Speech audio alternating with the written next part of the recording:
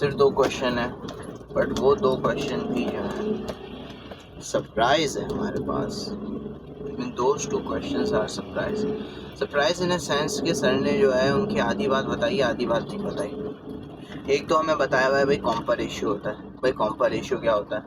भाई compa ratio के अंदर जो है आप ऐसा समझें कि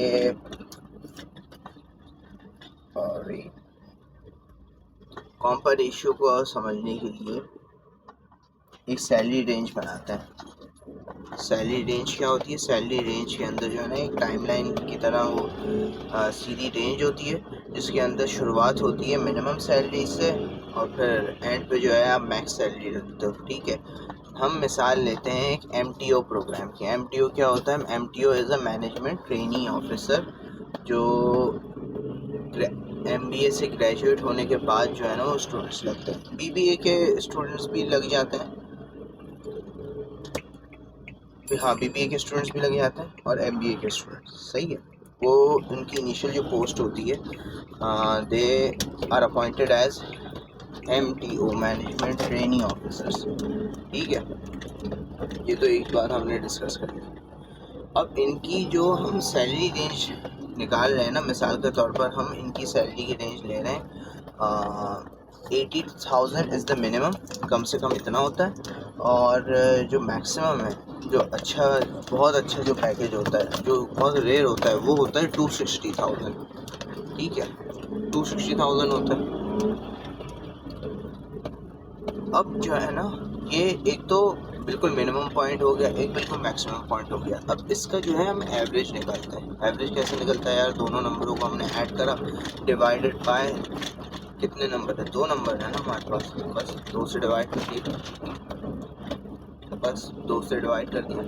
हमारे पास जो है इस तरीके से क्या कहते हैं, इस तरीके से जो है हमारे पास एवरेज आ गया। ठीक है, अब ये एवरेज हमारे पास आ गया, ये हमने बिल्कुल मिडिल पे लिख दिया, बिल्कुल हमने जो है इसको बीच पे लिख दिया। सही है, अपनी सैलरी जो हमारे पास रेंज है उसके बीच में लिख दिया। इसको हम बोलते हैं मार्केट सैलरी, इसको हम बोलते हैं मार्केट सैलरी। इसको हम ये भी बोल सकते हैं ये वर्थ है job, this is the worth of the job. ये हो गया हमारे पास। ठीक है, अब इसके कुछ लोग कॉम्पा रेशियो के जो है ना कुछ प्रिंसिपल्स होते हैं। क्या प्रिंसिपल्स होते हैं?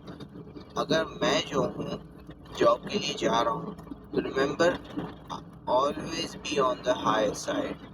आई as an employ should be on the higher side. इसका क्या मतलब है यार? Should be on the higher side.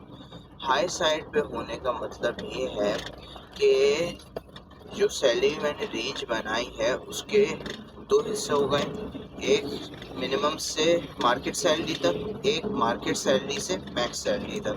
ठीक है, तो कोशिश मुझे यही करनी चाहिए कि मैं जो हूँ वो हाई साइड पर ही रहूँ। ये तो एक चीज़ हो गई। सेकंड प्रिंसिपल क्या है? सेकंड प्रिंसिपल है कि जो फ्रेश ग्रेजुएट्स होते हैं ना, जिनके पास कोई जॉब का एक्सपीरियंस नहीं होता, जनरली वो लोग जो है ना फर्स्ट हाफ के अंदर होते हैं सैलरी रेंज के। फर्स्ट हाफ कौन सा है? हमारा 80,000 और मार्केट सैलरी क्या होगी? 80,000 प्लस 260,000, 340 डिवाइड बाई 2, 170, 1,70,000। सही है, तो 170,000 जो है मार्केट सैलरी हो गई हमारी। ठीक है, तो ये फ्रेश ग्रेजुएट्स जो होते हैं वो 80,000 से 170,000 के दरमियान जो है वो होते हैं। ठीक है, फर्स्ट एरिया में होता है।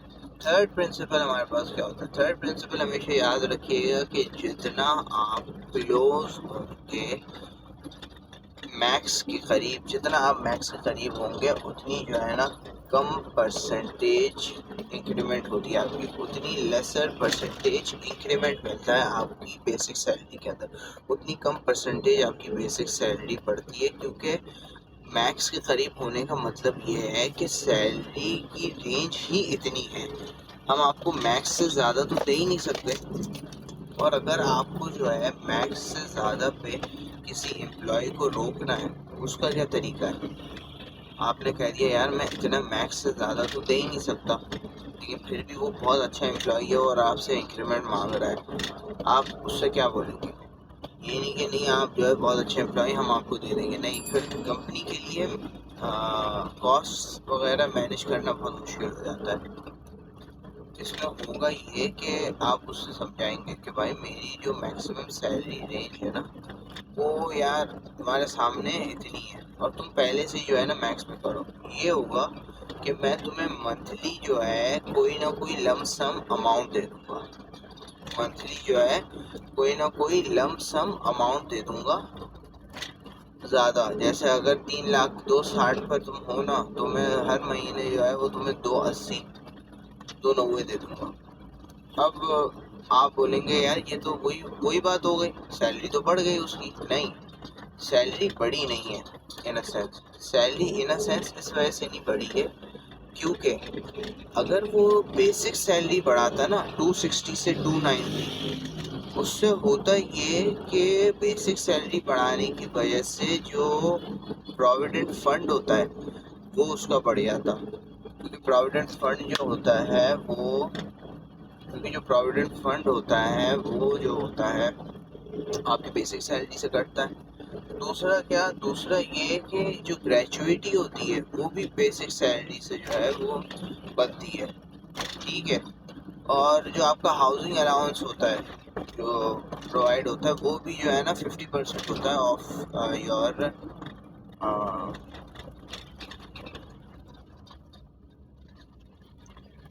वो भी 50% होता है ऑफ योर बेसिक सैलरी। इधर से इधर गाड़ी आ रही है, उधर देख रही है, इधर नहीं देख रही है, इधर से भी गाड़ी आ रही है। कुछ नहीं, 12 सही है। तो उसको जो है ना आप अलग से ऊपर से एक अमाउंट दे देते हैं, उसको बेसिक सैलरी में नहीं मिलाते क्योंकि बेसिक सैलरी में मिलाने की वजह से आपके बाकी के खर्चे जो है वो बढ़ जाते हैं। अब यार हमें कैसे पता चलेगा कि बेसिक सैलरी में क्या क्या चीज़ें आती हैं, डिस्कस कर लेते हैं भाई। बेसिक सैलरी जो होती है आपकी, अच्छा चलो हम बेसिक सैलरी पे डिस्कस करते हैं। बेसिक सैलरी जो होती है आपकी वो याद रखिएगा, it is made up of 2 components, the cash component, the benefit component. Cash के अंदर क्या होता है, कैश के अंदर आपके पास होता है basic salary plus housing allowance which 50% of basic salary plus conveyance which is usually the 10% of basic salary. या हम इस केस के अंदर ले लेते हैं एंड आपके पास आ जाती है कन्वेंस हो गई। फिर कॉस्ट ऑफ लिविंग अलाउंस, ये कॉस्ट ऑफ लिविंग अलाउंस। अब आप बोलेंगे यार ये कॉस्ट ऑफ लिविंग अलाउंस क्या है? तो कॉस्ट ऑफ लिविंग अलाउंसेस जो हैं वो एटलीस्ट बड़ी कंपनीज जो हैं वो देती हैं। क्यों? जैसे मिसाल के तौर पर उन्हें अपने बंदे को जो है वो अफगानिस्तान भेजना है, उनकी ब्रांच के अंदर, अफगानिस्तान की ब्रांच के अंदर जो है अमेरिका के अमेरिकन कंपनी है, उसकी एक ब्रांच जो है अफगानिस्तान के अंदर, उन्हें अपने अमेरिकन एम्प्लॉय को जो है अफगानिस्तान भेजना है। अब उसका अमेरिकन एम्प्लॉय कहाँ अफगानिस्तान कहाँ अमेरिका, कल्चरल शिफ्ट कितना बड़ा है, उसको वहाँ रखने के लिए उन्हें पैसे देने पड़ेंगे और कभी कभार मंथली जो है वो 2 या 3 गुना बेसिक सैलरी देनी पड़ती है कि वो उधर उसकी आदत नहीं होती, उसको उधर उसके लिए रहना मुश्किल है, उसके लिए उसकी फैमिली के लिए। तो उसके बदले उसको कॉम्पनसेट करने के लिए जो है वो पैसा ज़्यादा दिया जाता है, इस तरीके से कॉम्पनसेट किया जाता है। तो कॉस्ट ऑफ लिविंग अलाउंस होता है। ये 4 चीज़ें आपने मिलाई, आपके पास आ गया ग्रॉस सैलरी। ग्रॉस सैलरी क्यों बोल रहे हैं? अभी इसमें से टैक्स भी तो कटेगा। टैक्स जो कटता है वो आपकी ग्रॉस सैलरी में से ही कटता है। ग्रॉस सैलरी का समझ लें 20% मिसाल के तौर पर 20% जो है वो टैक्स कट दिया। फिर प्रोविडेंट फंड कटता है। प्रोविडेंट फंड क्या होता है? जब आप छोड़ कर जाते हैं जो इतने साल जो है जो आपने पैसे जमा करे होते हैं, कंपनी जो है ना आपकी तरफ से 50% लेती है, अपनी तरफ से 50% मिलाकर जो है ना कहीं इन्वेस्टमेंट्स करती है ताकि आप जब रिटायर हो रहे हो ना तो रिटायरमेंट के आपके पास जो है अच्छा खासा फंड हो जाए। ये होता है बेसिकली प्रोविडेंट फंड, ठीक है। अब ये तो 10% जो, अच्छा हाँ, प्रोविडेंट फंड का क्या गेम है? प्रोविडेंट फंड का ये गेम है, आपकी ग्रॉस सैलरी का 10% नहीं होता। प्रोविडेंट फंड हमेशा से आपकी बेसिक सैलरी का 10%, आपकी बेसिक सैलरी जो भी हो उसमें से हाउसिंग अलाउंस ये सारी 2-3 चीज़ें निकालने के बाद जो है आपका बनता है क्या? आपका बनता है प्रोविडेंट फंड, ठीक है। प्रोविडेंट फंड के लिए जो है सिर्फ आपकी बेसिक सैलरी इस्तेमाल होती है। जो भी आपकी बेसिक सैलरी हो उसका प्रोविडेंट फंड का उसका जो है 10% प्रोविडेंट फंड के अंदर दिया जाता है। सही है, आपने टैक्स भी निकाल दिया, प्रोविडेंट फंड भी निकाल दिया। उसके बाद आपके पास बचता है सैलरी इन हैंड, के हाथ में कितनी आई है सैलरी इस्तेमाल करने के लिए। सैलरी इन हैंड, सही है भाई, सैलरी इन हैंड आ गई मेरे पास। अब बेनिफिट्स के अंदर क्या क्या होता है?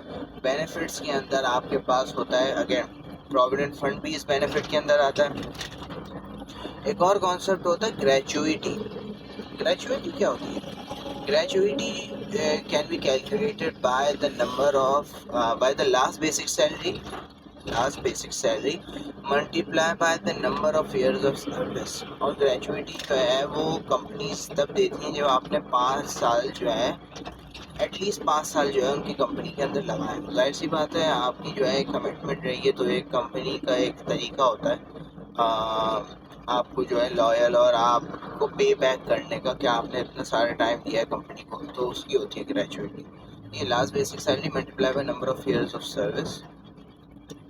ग्रेचुइटी के बाद आपके पास आता है life insurance and medical. Life insurance and medical के बाद आपके पास आता है लोन्स। बेनिफिट्स के अंदर लोन्स के अलावा आपके पास आता है पेट्रोल, फ़ोन, ये कुछ मिसाल है। उसके अलावा कंपनी ने आपको किस तरीके से बेनिफिट किया? कंपनी ने एक और तरीके से आपको बेनिफिट किया है। क्या? आपकी ट्रेनिंग्स करवाई हैं, आपको सर्टिफिकेशंस दिलवाई हैं, आपको कॉन्फ्रेंसेस के अंदर भेजा है। उसके अलावा आपके परफॉर्मेंस बोनसेस आपको दिए हैं। ईयरली बोनस अलग है, परफॉर्मेंस बोनसेस अलग हैं। परफॉर्मेंस बोनस हो गया, ईयरली बोनस हो गया। इसके अलावा जो है स्टॉक ऑप्शंस, कंपनियाँ बहुत स्टॉक ऑप्शंस वगैरह भी करती हैं, तो वो एक ऑप्शन हो गया आपके पास। ये कुछ बेनिफिट्स होते हैं, इनको मिलाकर जो है आपकी सैलरी जो है वो बनती है। अच्छा, ये जो मैंने पूरा ये आपको लेआउट दिया है ना सैलरी के कंपोनेंट्स वगैरह, ये होते हैं मल्टीनेशनल कॉरपोरेशंस और बाहर ममालिक। जैसे ये जो हमने मिसाल ली है, ये कुछ साल पहले एक्सॉन के अंदर थी, चेस मैनहट्टन के अंदर इस्तेमाल होती थी, वर्ल्ड बैंक के अंदर इस्तेमाल होती है, आईसीआई बैंक के अंदर इस्तेमाल होती थी। तो बड़ी कॉरपोरेशंस के अंदर इतना अच्छा जो है आपके लिए मतलब बेनिफिट्स और वो एक चार्ट होता है, इस्तेमाल होता है। बहरहाल ये आपके पास ये चीज़ हो गई।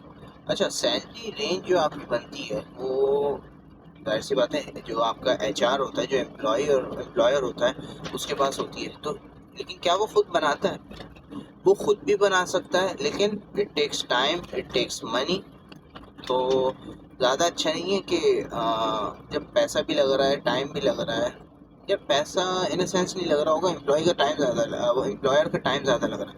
और हर किसी के पास इतना टाइम नहीं होता, क्योंकि सैलरी सर्वे के लिए आपको जो है बहुत सारा डाटा चाहिए होता है। और जब कुछ कंपनी जो है वो इस डाटा को अवेलेबल कर देती हैं आपके लिए, तो आपके पास ये डाटा जो है वो आसानी से बाहर अवेलेबल होता है, तो आप क्यों मंतख करें? इसके अंदर आपके पास आया था नीलसन हो गया, वॉटसन बायर जो है एक ट्रस्टेड कंपनी होती है, ट्रस्टेड कंपनी है जिससे आप जो है ये सैलरी रेंज खरीद सकते हैं। ठीक है, सैलरी रेंज आपको पता चल गई। कुछ और पॉइंट्स हैं क्या भाई? ये सारी बातें तो हो गई। कॉम्पा रेशियो निकालते कैसे हैं भाई? Compa ratio is equals to your salary divide by the market salary. Market salary हमने क्या निकाली थी? 170,000। आपको अगर मिल रही है 150,000, 150,000 डिवाइड बाय 170,000 समझ लें 89% कुछ नहीं, 80 के 85% के रेंज में, नॉट श्योर। तो याद रखिएगा, your compa ratio should be greater than 75%। 75% से ज़्यादा है इसका मतलब अच्छा है, ग्रेट कंपनी आपको जो है वो अच्छी जो है वो पैकेज प्रोवाइड हो रहा है। अच्छा, एक और चीज़ क्या है? एक और चीज़ ये कि कंपनी पॉलिसी होती है। The policy of a company is to beat 60 to 75th percentile. इसका क्या मतलब है? इसका मतलब ये है कि यार अगर आप 10 वो कर रहे हैं ना, 10 वो कर रहे हैं, 10 कंपनीज़ का अगर सैलरी रेंज वगैरह उससे कंपेयर कर रहे हैं, तो आपसे अच्छी जो है ना वो सिर्फ 3 होनी चाहिए। आपसे ऊपर जो है वो सिर्फ 3 कंपनीज होनी चाहिए। You should be at the 75th percentile, जो अपने एम्प्लॉयर्स को जो है वो अमाउंट जो है वो दे रही है। Should be at the 75th percentile, you should be at the 75th percentile. ठीक है, तो या should be at the 75th percentile, ये हो गया। अच्छा, कॉम्पर रेशियो यार करा क्यों जाता है? कॉम्पर रेशियो इस वजह से किया जाता है so that you understand the market comparison. आप जो है अपने आप को कंपेयर कर सकें मार्केट से। आप क्या कर सकें, आप अपने आप को कंपेयर कर सकें मार्केट में कि भाई मार्केट किधर है और बेसिकली मैं किधर हूँ। अपने मार्केट से जो है अपना वो आप कंपैरिजन कर सकें। बहरहाल एक पॉइंट ये था, और एक और पॉइंट क्या था यार? हाँ, एक पॉइंट ये था, एक और पॉइंट ये था, मार्केट से कंपैरिजन करो, लमसम अमाउंट जो है वो आप दे सकते हैं। ये हो गया। वॉटसन पायल का जिक्र हो गया इसके अंदर। आई बिलीव कॉम्पर रेशियो का यही। और फिर आपको तो पता है इनफेमस एक क्वेश्चन,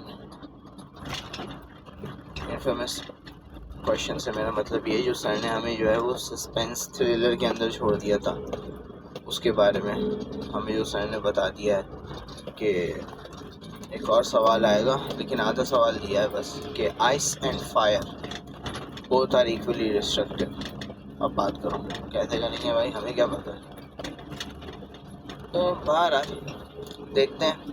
तो यूनिवर्सिटी तो हम पहुंच गए। सी यू सून इंशाल्लाह, टेक केयर।